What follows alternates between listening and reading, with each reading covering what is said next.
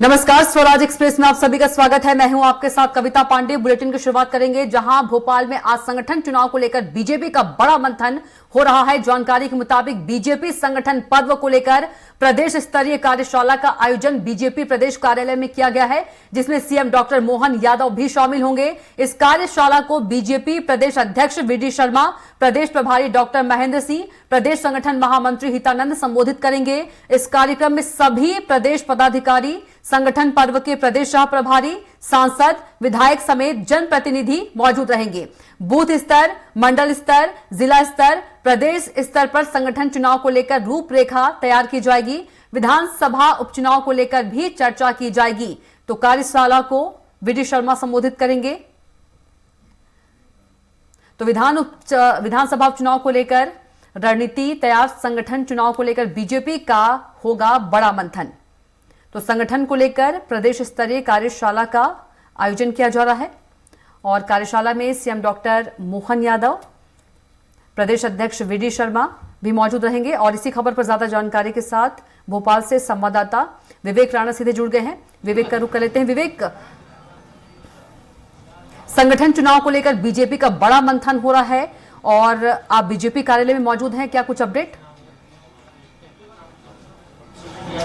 बिल्कुल कविता, भाजपा संगठन चुनाव को लेकर जो कवायद है वह शुरू हो गई है, क्योंकि आज प्रदेश स्तर भाजपा संगठन चुनाव को लेकर बैठक बुलाई गई है, जिस पर प्रदेश स्तर के पदाधिकारी, जिले के जिला अध्यक्ष, संगठन के महामंत्री, साथ ही विधायकों, सांसदों और मंत्रियों की बात करें तो सभी को आज प्रदेश बीजेपी कार्यालय बुलाया गया। और आपको मैं तस्वीर दिखाना चाहता हूं कि किस प्रकार से जो भाजपा कार्यालय का जो नियम है, जो संगठन का नियम की सबसे पहले जो है कि रजिस्ट्रेशन होता है, तो अलग अलग जो पदाधिकारी हैं, जो विधायक हैं, जो सांसद हैं, मंत्री जो यहाँ पहुँच रहे हैं, वह सबसे पहले अपना रजिस्ट्रेशन करा रहे हैं। उसके बाद यदि बात करें तो 11 बजे जो बैठक है वह शुरू हो जाएगी। इस बैठक पर मध्य प्रदेश के मुख्यमंत्री डॉक्टर मोहन यादव, बीजेपी के प्रदेश अध्यक्ष विष्णुदत्त शर्मा, साथ ही बात की जाए भाजपा के प्रदेश प्रभारी महेंद्र सिंह की बात करें तो इस बैठक पर मौजूद रहेंगे। साथ ही यदि बात करें संगठन चुनाव की तो संगठन चुनाव कब शुरू होना है, कैसी उनकी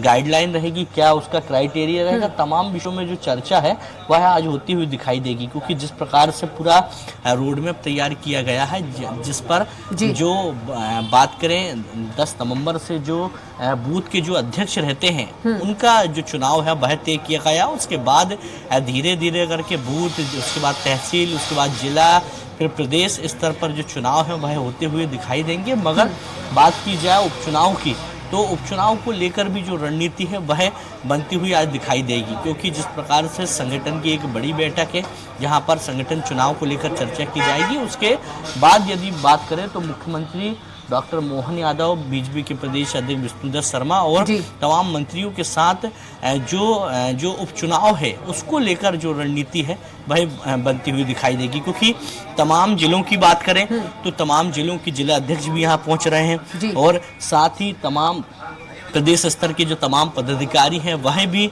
यहाँ पहुँच रहे हैं। क्योंकि संगठन चुनाव की बात करें तो बीजेपी में हमेशा देखने को मिलता है कि संगठन सर्वोपरि रहता है और कहीं ना कहीं संगठन चुनाव की बात करें तो संगठन जो चुनाव है उसका भी जो क्राइटेरिया है वह रखा जाता है। और क्राइटेरिया रखने के साथ साथ बीजेपी में हर छोटे से छोटे नेता या छोटे कार्यकर्ता की बात की जाए तो सभी को जो मौका है वह दिया जाता है। तो जिस प्रकार से संगठन चुनाव शुरू होने वाले हैं उसकी जो कवायद है वह तेज हुई। आप तस्वीर देख सकते हैं कि किस प्रकार से जो रजिस्ट्रेशन है वह शुरू हो गए हैं, क्योंकि 11 बजे बैठक शुरू हो जाएगी और 11 बजे बैठक शुरू होने से पहले जो तमाम जो पदाधिकारी हैं वह सभी यहाँ पहुँच रहे हैं और कहीं ना कहीं उनके साथ तमाम विषयों में जो चर्चा है वह होती हुई दिखाई देगी। क्योंकि संगठन चुनाव की बात करें तो संगठन चुनाव कैसा रहेगा और क्या रहेगा, ये तमाम विषयों में जो चर्चा है वह होगी।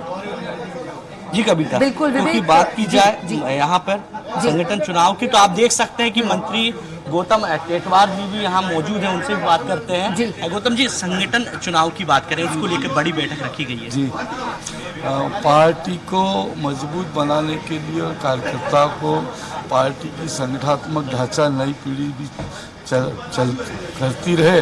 और पार्टी का हमारा आधार ही पार्टी संगठन है, इसलिए संगठन को मजबूत बनाने के लिए लोकतंत्र हमारी पार्टी में अभी जीवित है। लोकतंत्र के लिए यह सब प्रक्रिया लगातार चलती रहती है। आज उपचुनाव को लेकर भी चर्चा होगी। जी, उपचुनाव को लेकर चर्चा होगी। हम तो पूरे 365 दिन ही पार्टी का काम करते हैं, इसलिए चुनाव का बड़ा लोड नहीं लेते। हमारा कार्यकर्ता लगातार सतत करता रहता है और कार्यकर्ता के कांधों पर पार्टी की विजयश्री लिखी रहती है। युवाओं को मौका मिलेगा गौतम जी? बिल्कुल, युवा ही तो सब लोग काम कर रहे हैं, युवा ही काम कर रहे हैं। धन्यवाद। ठीक है, धन्यवाद। ये थे मंत्री गौतम टेटवाल, जिनका साफ तौर पर कहना कि संगठन चुनाव को लेकर जो तैयारी है वह हो गई है। आज बड़ी बैठक है जहां पर चर्चा की जाएगी, युवाओं को भी जो मौका है वह दिया जाएगा, क्योंकि बीजेपी पार्टी की बात करें तो बीजेपी पार्टी में हमेशा से ही अलग अलग स्तर पर जो तैयारी है वह होती है। संगठन चुनाव की बात करें तो संगठन चुनाव को लेकर भी जो क्राइटेरिया है वह तैयार किया गया। साथ ही उपचुनाव की यदि बात करें तो उपचुनाव को लेकर सरकार की पूरी तैयारी है, और साथ ही जो चुनाव को लेकर जो रणनीति है वह पूरी बनाई गई है। और आज जिस प्रकार से चर्चा होगी उपचुनाव को लेकर, किस प्रकार से प्रचंड बहुमत से दोनों उपचुनाव सीटों को किस प्रकार से जीता जाए। जी बिल्कुल विवेक, कहा जा सकता है कि जल्द बदलेगा बीजेपी संगठन का नेतृत्व?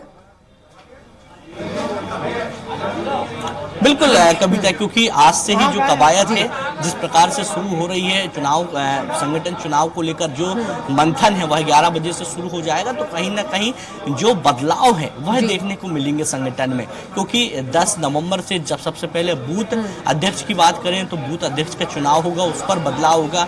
उसके बाद तहसील, जिला, संभाग, फिर प्रदेश स्तर पर बदलाव होगा। उसके बाद यदि बात करें तो भाजपा में प्रदेश स्तर पर बदलाव के बाद जो अपने प्रदेश अध्यक्ष हैं वो भी कहीं ना कहीं बदले जाएंगे। उसके बाद राष्ट्रीय स्तर के चुनाव की बात की जाए तो उसके बाद बीजेपी के राष्ट्रीय अध्यक्ष जो है उनका चुनाव होगा, क्योंकि बीजेपी एक केडर बेस पार्टी है और हमेशा से ही बीजेपी में देखने को मिलता है कि एक चुनाव होता है संगठन का, और चुनाव के बाद जो बदलाव है वह होते हैं। जी बिल्कुल विवेक, देखा जाए तो प्रदेशाध्यक्ष के भी दावेदारों की बात करें तो आधा दर्जन करीब दावेदार हैं। कुछ नामों की जानकारी आपके पास? बिल्कुल कविता, यदि प्रदेश अध्यक्ष के नामों को लेकर बात करें तो रेस में तो तमाम नाम है, मगर सबसे पहले अरविंद भदौरिया की बात करें, महेंद्र सिंह सोलंकी की बात करें, फग्गन सिंह कुलस्ते की बात करें, या बात करें आलोक शर्मा की बात करें, तो ये ऐसे बड़े नाम हैं। क्योंकि हमेशा से देखने को मिलता है कि प्रदेश अध्यक्ष सांसद होते हैं या विधायक होते हैं, उनको ही बनाया जाता है एक प्रोटोकॉल के तहत। और जिस प्रकार से लगातार बड़े जो नाम हैं वह लगातार सामने आ रहे हैं, क्योंकि अरविंद भदौरिया की बात करें तो बीते दिन अरविंद भदौरिया संगठन के बड़े नेताओं से मुलाकात किए थे और संगठन के बड़े क्लोज माने जाते हैं। आरएसएस की बात करें या संगठन की बात करें, दोनों ही जगहों पर अरविंद भदौरिया का दबदबा देखने को मिलता है। पूर्व में मंत्री भी रह चुके हैं। इसी प्रकार बात की जाए रामेश्वर शर्मा की, तो रामेश्वर शर्मा भी दिल्ली गए थे, आलोक शर्मा भी दिल्ली होके आए थे बीते दिन।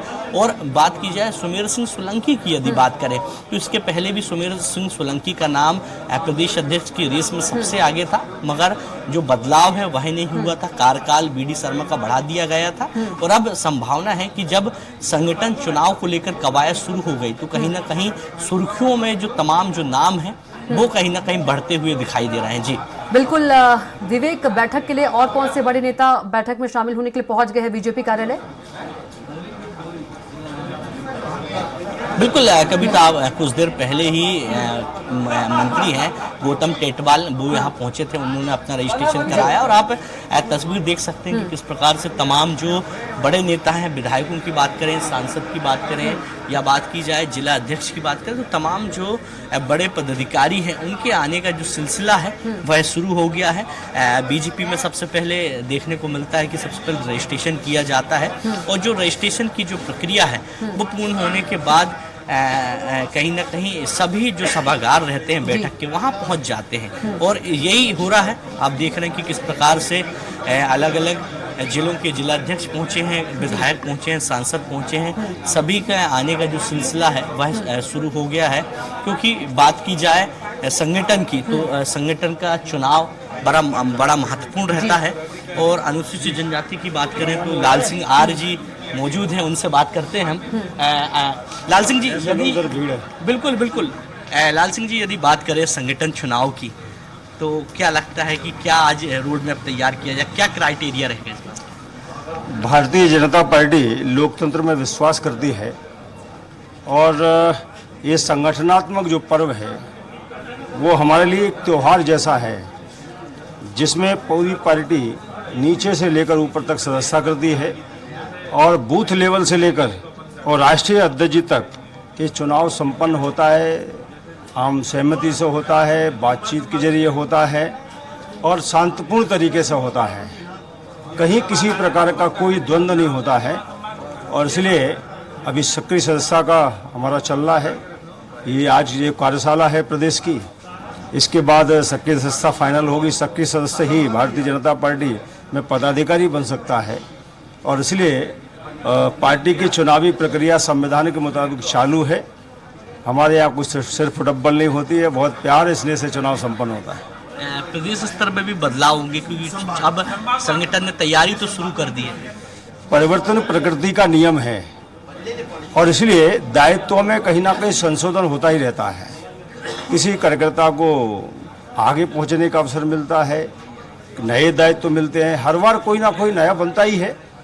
बूथ लेवल से लेकर राष्ट्रीय अध्यक्ष जी तक हमारी संवैधानिक प्रक्रिया है, उसका पालन करते हुए चुनाव संपन्न होता है। ठीक, धन्यवाद लाल सिंह जी। ये थे लाल सिंह, जिनका कहना है कि संगठन चुनाव बड़ी शांति से होता है और अभी जिस प्रकार से सदस्यता अभियान शुरू हुआ था, सदस्यता अभियान के बाद सक्रिय सदस्यता अभियान को लेकर भी लगातार जो काम है वह चल रहा है। जो सक्रिय सदस्यता अभियान में जो लोग सदस्य बनेंगे उनको प्रदेश स्तर पर दायित्व दिया जाएगा। उसके बाद जो संगठन जो चुनाव है वह होते हुए दिखाई देंगे। जी बिल्कुल विवेक, यदि बात करें प्रदेश अध्यक्ष की फिर से, तो कहा जा रहा है चर्चा में ये भी है कि संघ के जो करीबी है उन्हीं को जिम्मेदारी मिलेगी, क्योंकि यदि देखा जाए तो चाहे छत्तीसगढ़ की हम बात करें, एमपी की बात करें, जो बीजेपी है चौंकाने वाले नाम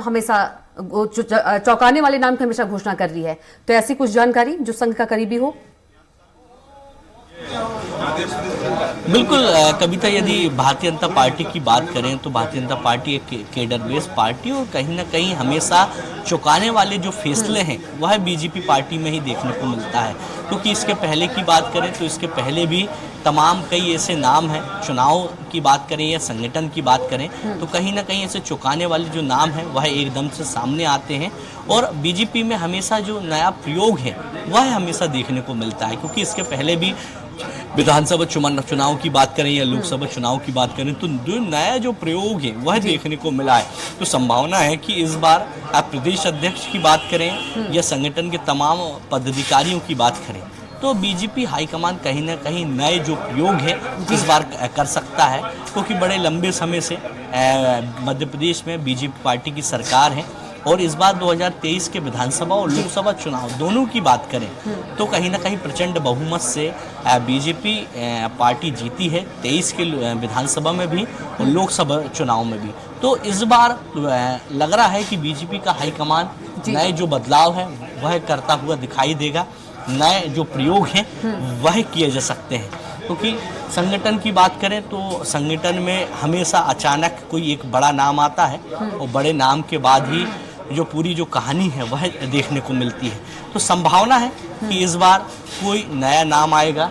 नए नाम की यदि बात करें, नए नाम के साथ नए प्रयोग भी इस बार मध्य प्रदेश को लेकर बीजेपी का हाईकमान कर सकता है। जी बिल्कुल विवेक, तमाम जानकारी के लिए आपका बहुत ही धन्यवाद और आप नजर बनाए रखिएगा, आगे भी आपसे खबर पर अपडेट लेते रहेंगे।